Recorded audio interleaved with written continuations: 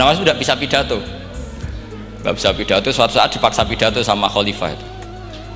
Hei para hadirin, kamu pinter apa goblok? Nah mereka pinter, mau ngandani wong pinter, terus pinter kok ngandani gitu. Akhirnya hadirin itu kan karena seneng sama Abu Nawas tuh seneng. Ya sudah Abu Nawas, kalau gitu kita goblok. Aku mau mengambil wong goblok. Akhirnya terus wassalamualaikum warahmatullahi wabarakatuh. Jadi itu Abu Nawas juga bisa pidato, tapi dia tahu saja caranya menyelesaikan masalah. Jadi itu Abu Nawas. Jadi ya orangnya kacau tapi cerdas itu, makanya jadi guyonan. Sebenarnya Abu Nawas itu figur yang nyata, tapi tidak senaif yang diceritakan orang-orang di anekdot itu. Ya, beliau itu orang soleh ketika era Harun ar-Rasyid. Tapi ya tadi karena banyak cerita yang macam-macam. Ya, Abu Nawas itu, makanya ini cerita anekdot. Jadi riwayatnya agak jelas tapi lucunya jelas. Jadi, dia itu mangkel punya tetangga profesor ahli astronomi. Hari ini aku mau iso omong kok. Abu Nawas mau pinter molak-malik omong kan masyhur itu, dia cerita hari Senin tanggal sekian lihat Abu Nawas di alun-alun mau terbang. Orang lihat semua itu Abu Nawas itu ya sudah di podium ya hanya gitu-gitu. Kok nggak mau terbang-terbang? Ya mau itu ya tidak. Wassalamualaikum warahmatullahi wabarakatuh. Yang bilang Abu Nawas terbang siapa? Abu Nawas mau terbang. Yang namanya mau itu ya tidak.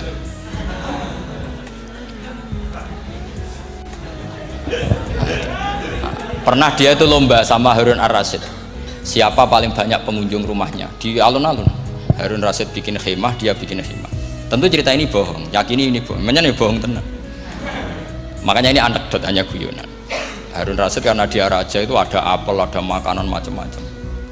Ya tentu pengunjungnya banyak. Batas akhir itu penilaian jam 12 malam. Abu Nawas tenang, satu pun nggak ada pengunjung, nggak ada makanan, nggak ada apa. Pas jam 12 rumahnya dia, kemahnya dibakar, orang ke dia semua. Tit menang dia karena jumlahnya, bahkan Harun Rasyid itu datang ke kemahnya dia. Karena lombanya kan pengumpulan massa terbanyak, tit jam 12. Harun Rasyid pikirannya santri ya sugoi jajan mesti teko, pikirannya gitu. Abu Nawas pikirannya beda, jenis ono kebakaran pasti datang. Wis dihitung biaya khemah sama hadiahnya banyak hadiahnya. Yang ahli falak ini punya ilmu yang rasional, yang pinter sekali. Dia ilmuwan bahwa bumi itu bulat-bulat. Nah saya lagi tren meyakini bumi flat itu ya kacau nih. Gara-gara penjelasan sing sepihak. Ini wong nganggur. Lah wong ilmuwan kok sentimennya perkara wedi duit.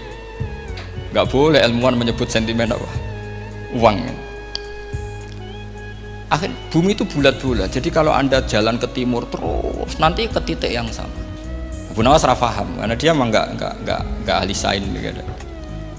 Suatu saat si profesor ini kemalingan, malingnya melayu ngetan, minta tolong sama Abu Nawas, kejarlah maling itu. Kemana? Ke timur. Dia ngejar ke barat. Ditanya sama profesor, saya udah bilang larinya maling itu ke timur, kalau kejar ke barat nanti ketemu di titik yang sama.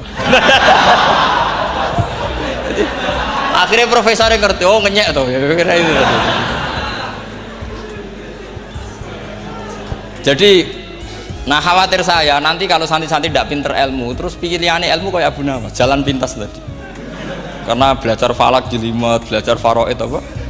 Jelimet, ada aul, ada roh, terus semua ada masalah yang ruwet-ruwet terus. Akhirnya mau olah bicara. Ini musibah inna lillahi wa inna ilaihi raji'un. Itu tidak boleh. Quran tidak mengajarkan itu. Quran tetap mengajarkan ilmu meskipun ada nilai seninya. Ya tadi nilai seni tadi misalnya Allah mencontohkan dorobawu masalah rojulan fihi syuraka. Terus kedua uniknya Quran itu begini, setelah dipikir itu nyata-nyata lebih detail. Misalnya begini, ketika Allah mencontohkan ba'udah itu nyamuk, itu orang-orang kafir itu bilang gini, ya Muhammad, Tuhan Anda kehilangan stok ilmiah sehingga contoh itu enggak yang dahsyat tapi sekedar nyamuk. Wong nyamuk kok digawe contoh. Ya contoh itu dinosaurus, tak jerapah, tak apalah yang keren itu. Mosok contoh apa? Ya. Terus Allah menjelaskan innallaha la yastahi ayyadriban apa? Masalamma. Contoh apa saja? Apa saja itu ditafsiri ba'udatan fama faqaha. Entah itu nyamuk, fama faqaha. atau yang di atasnya nyamuk, maksudnya di atasnya itu filkillah atau fisighor, atau yang di atas nyamuk yang lebih kecil ketimbang. Sekarang saya contohkan kata Rasulullah, contoh yang kecil saja, nggak usah bikin nyawa, nggak usah, itu terlalu mustahil. Seorang pemahat patung, terus kamu pesen, Pak aku gak eno patung gajah, mesti muni sanggup. Tak muni, Pak gak eno patung gajah, ukurannya ya semestinya gajah, oke. Tapi Pak aku gak eno patung nyamuk, ukurannya ya sak nyamuk, kira-kira sanggup apa enggak? Artinya ketika Allah gawe nyamuk itu lebih sulit ketimbang gawe gajah, apa lebih mudah? Lebih sulit, karena nyamuk yang sudah kecil dia punya alat kelamin, terus seberapa coba? Alat kelaminnya juga tetap harus ada lubangnya, terus seberapa? Temen saya malah ada yang cangkem elek bilang gini, lalu ya punya kuman, kumannya seberapa? Nah ini pentingnya ngaji akal. Kamu jangan hanya bilang wow dinosaurus, jerapah, seru nyamuk. Nah karena orang sudah ada itibar dengan nyamuk, didatangkanlah nyamuk banyak. Sebenarnya nyamuk banyak itu mergo mangkel, gak diperhatikan itu. Makanya terus. Lah ini saya tahadus binemat, istri saya itu sering protes. Istri saya kalau manggil saya Gus karena orang Jawa Timur. Itu sama-sama jagongan itu, saya itu tidak pati sering digigit nyamuk, ya digigit tidak sesering sampean, itu jelas. Terus saya tanya, Gus punya doa apa, kenapa tidak pati begitu digigit nyamuk? Saya bilang, karena saya sudah tahu hikmahnya nyamuk, jadi harusnya dia sudah tidak nyerang saya, kata saya gitu. Makanya ini ijazah, agak mandi salah sampean gitu. Karena tadi logika yang terbangun gitu, kalau Allah bikin gajah, melubangi belalai gajah itu masih masuk akal, bahkan saat kita bikin patung masih bisa. Tapi kata tadi nyamuk itu sudah kecil, harus punya usus, harus punya alat kelamin, harus punya telur, telurnya juga detail lagi. Ini disebut innallaha la yastahyi ayyadriba mathalam ba'udah. Sehingga ba'udah di mata ahli tafsir, di mata ulama ini contoh yang luar biasa. Tapi di mata orang-orang yang nggak seneng mikir, kok terima nyamuk itu. Makanya saya minta kangkang di sini bisa makan itu harus syukur. Makan itu luar biasa. Saya itu sering nyontohkan di Jogja. Saya punya temen sakit, kalau nggak ada obat dari Belanda itu mati. Kalau ini nggak dapat obat bagus dari Belanda atau dari Jerman itu meninggal. Berapa bulan lagi matinya? 3 bulan. Kalau nggak sampai dapat obat mati 3 bulan. Oh masih mandi obat yang di Jogja, apa itu makan atau minum? Kalau orang nggak minum nggak sampai 3 bulan sudah mati. Boy orang itu mikir seperti itu. Tapi kita ini kalau obat dari Jerman, dari Belanda itu hebat. Kalau enggak kita mati sebulan lagi, 3 bulan lagi. Allah bikin obat pada kita tiap hari, yaitu kita bisa makan, bisa minum. Itu kalau sekali nggak makan 5 hari bisa mati sama. Tapi kita kan ngakan tuh hal yang biasa, nak duit iso utang terus dianggap biasa. Ini kalau ulama masalah besar. Punya otak seburuk itu tuh masalah besar bagi ulama. Sehingga Allah tidak malu ketika ngendikan kulu wasrobu, tidak malu karena makan ini urgen, sangat penting. Dan Allah tidak malu meskipun Quran itu temanya kelas tinggi, biasa Allah mengatakan jong koweku kulu min thayyibati maruzaqnakum, kamu makanlah. Karena minum obat itu kebutuhan kita ketika sakit. Tapi kalau makan adalah kebutuhan kita sihatan wasukman, saat sakit maupun saat sehat. Nah, kalau Anda dengan kualitas ini, ketika Allah membicarakan makanan itu Anda akan respect sama Allah karena memang ini urgen betul. Tapi kalau Anda cara berpikir gini, hanya cari goro ibal ilmu yang aneh, yang seru, kamu baca ayat itu akan menjadi biasa-biasa saja. Dan itu masalah bagi mahabbah Anda pada Al-Quranul Karim. Ya saya kira demikian. Terus mangke saya pikir tidak etis ya, kan ini Jumat nanti sing biasa itikaf nanti terganggu. Nanti saya ada problem. Ya kalau ada tanya jawab ya saya mohon tadi ya, karena ini zaman akhir saya memang butuh sekali. Kenapa saya mau datang? Satu, hormat Kiai Hanan. Dua, saya memang ingin banyak mufassir lagi, jangan hanya lewat baca terjemah kemudian merasa menjadi ahli apa Quran atau ahli tafsir. Itu musibah besar, masalah besar. Ya pokoknya saya mohon lah ya, setidaknya gitu. Misalnya orang kafir, kamu cari saja orang kafir, ternyata ada yang harbi, ada yang dhimmi, ada yang mu'ahad, ada yang musta'man. Lalu dalam tarikh ada kafir Yahudi, kafir Nasrani, kafir ahli kitab. Kalau di fikih ada kafir yang lahum kitabun, ada yang tidak lahum kitabun. Kalau yang lahum kitabun disebut ini kitabiah kholiso, yang tidak itu kan beda-beda di fikih. Boleh nikahnya ndak, khilu dhabihatihim atau tidak, itu kan detail sekali. Makanya saya mohon ini latihan detail. Oke, sampean tetap ngaji, sering khatam itu bagus karena mengumpulkan semua ilmu.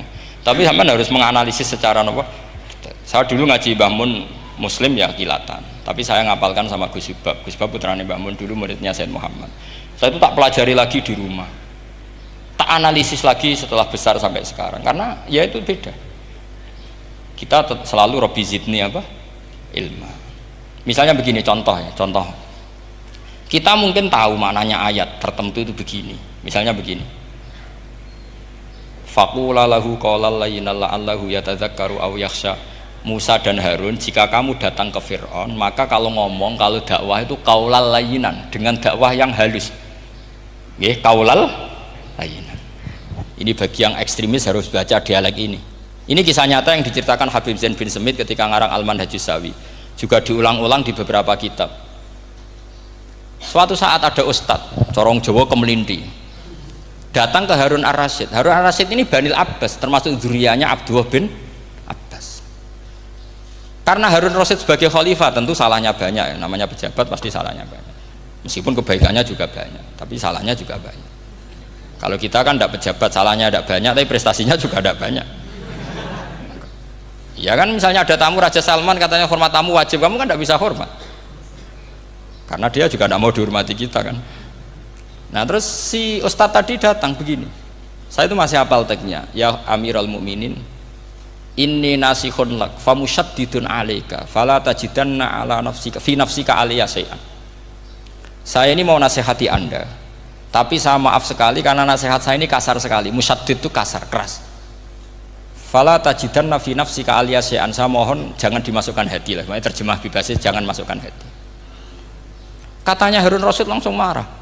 Uskut ya jahil, kamu itu ustadz bodoh. Kamu tidak boleh keras sama saya.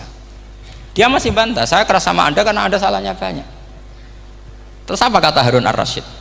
Inna wa ta'ala qad arsala man huwa khairum minka ila man huwa syarrum minni wa ma'adzalika qala ta'ala faqula lahu qaulal layyinan. Allah mengutus orang yang jelas lebih baik ketimbang kamu, yaitu Musa dan Harun. Musa dengan ustadz ini baik mana? Tidak, sama jawab saja. Baik Nabi Musa kan? Ilaman huwa syarrun minni. Fir'aun dengan Harun Ar-Rasyid buruk mana? Buruk Fir'aun. Itu saja masih dengan etika faqula lahu qaulal layyinan. Musa dan Harun kamu harus sopan. Tidak wae Fir'aun wajib sopan, tidak wae aku rasopan. Nah ini sudah iktibar dari terjemah netral atau terjemah yang datar bahwa Allah ngutus Musa dan Harun ke Fir'aun dan Musa dan Harun diharuskan qaulal layyinan. Tapi menjadi energi mafhum yang luar biasa. Nak dakwai Fir'aun wae qaulan layyinan, apa maneh dakwai podo-podo mukmin. Makanya kata Harun Rasyid, uskut ya jahil. Inna wa ta'ala qad arsala man huwa khairum minka ila man huwa syarrun minni. Wa ma'adzalika qala ta'ala faqula lahu qaulal layyin.